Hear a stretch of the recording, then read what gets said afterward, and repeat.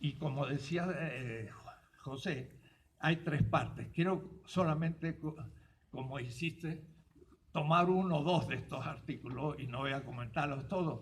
Primero porque sería largo, pero después porque ya les quito el gusto de leerlo. Pero, por ejemplo, en la primera parte, que es situar un poco lo que llamamos filosofía de la liberación, pero que responde a la gran pregunta de un gran pensador peruano, Augusto Salazar Bondy, que se murió muy joven, tenía 45 años. Me acuerdo cuando Augusto estuvo en Buenos Aires en 1973, que hacíamos unas semanas académicas y esa fue la tercera. Y había como 800 participantes, no era pequeña cosa, y profesores universitarios. Y era sobre filosofía de liberación.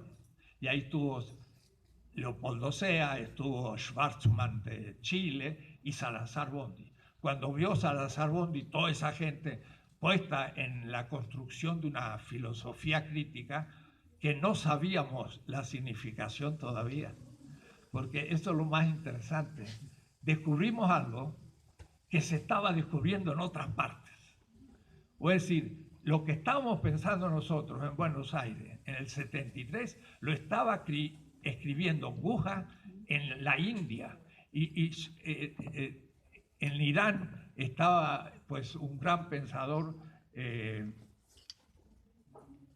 se me escapa en estos momentos, pero enseguida va a volver, lo está buscando mi cerebro. Lo interesante es que surgió en todo el sur el comenzar a pensar contra el eurocentrismo. Y en realidad el primero que usa la palabra es Samir Amin. Y Samir Amin, un gran sociólogo egipcio, pero que trabaja en Senegal y muy amigo de todos nosotros, escribe el libro Eurocentrismo para mostrar cómo el renacimiento del siglo XIII europeo es fruto del pensamiento árabe mucho más avanzado desde el punto de vista matemático, científico, astronómico, empírico, todo.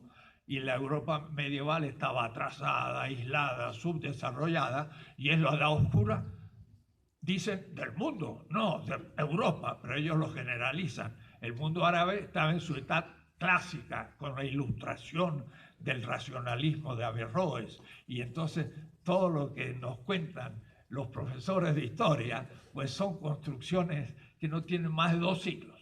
Lo inventaron los románticos. Y dice Novalis, nosotros creamos la antigüedad. ¡Wow! Y ustedes dirán, ¿cómo? ¿Inventaron ustedes a los chinos, los indios? No, el concepto de Altertum.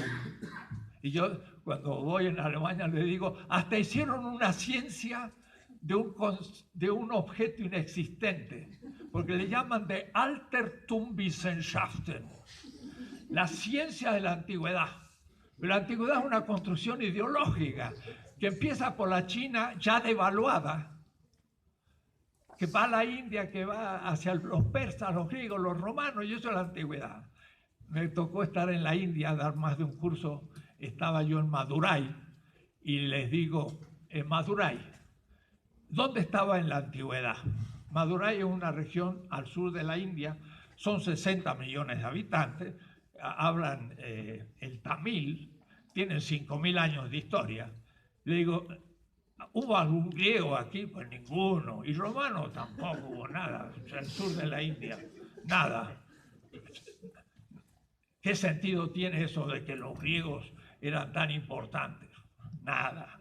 Eso es para una pequeña parte del Mediterráneo. Además, un Mediterráneo cuya gran primera cultura fue Bantú, que era Egipto. Y Atenas es una colonia de Sais. Y Palas Ateneas es la diosa egipcia de Sais. Y la palabra demos es copta y significa aldea y pueblo, no en griego, sino en copto, que lo tomaron los griegos, porque el 40% de la etimología griega o es semita, pobre Nietzsche, o es egipcia. Y entonces el Nietzsche se creó su sus Dionisos, y eso eran cultos egipcios. Y gran parte, Tebas fue fundada por fenicios, eran semitas. Mire el pobre Nietzsche, que se hubiese dado un patatús si hubiese sabido que eran los fundadores de Grecia, eran los egipcios y los semitas. Y los fenicios son ya los griegos, porque toda la organización griega política viene de los fenicios. Y entonces hay que leer a la África Negra, Black Africa, Black Athena, de Martin Bernal, y sobre todo Read Back, de Black Athena, que es un libro que responde a las objeciones, porque estas visiones no entran en la academia. A nuestro profesor de griego, filosofía griega de la UNAM, le digo, ¿y qué tal el libro de Martin Bernal? No, hay muchas hipótesis, no entra. Y siguen pensando que la filosofía empezó en Atenas. Y Heródoto, Platón y Aristóteles explícitamente dicen, nuestra filosofía nació en Egipto. Y desen cuenta que de la filosofía de egipcia, 3000 años antes de la era común, Aristóteles, había 26 siglos. Y de Aristóteles a mí hay solo 24. Es decir, Aristóteles sabía que había una antiquísima filosofía egipcia, más que la lejana que para mí está Aristóteles, ¿no? Entonces, cuando uno descubre esas cosas, dice, ¿qué me enseñaron? ¿Qué mentiras me hicieron? Nos han engañado. Y como dice muy bien Jack Goody, The Theft of History, el robo de la historia, dice, y Mignolo lo pone muy bien, y lo que yo hablaba de la metáfora, los griegos leyeron a los fenicios y a los egipcios. El primer filósofo griego, según la tradición, es Tales de Mileto.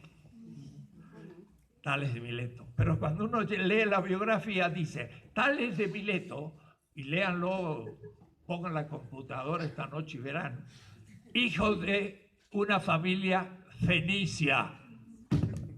Quiere decir que él era mentalmente fenicio.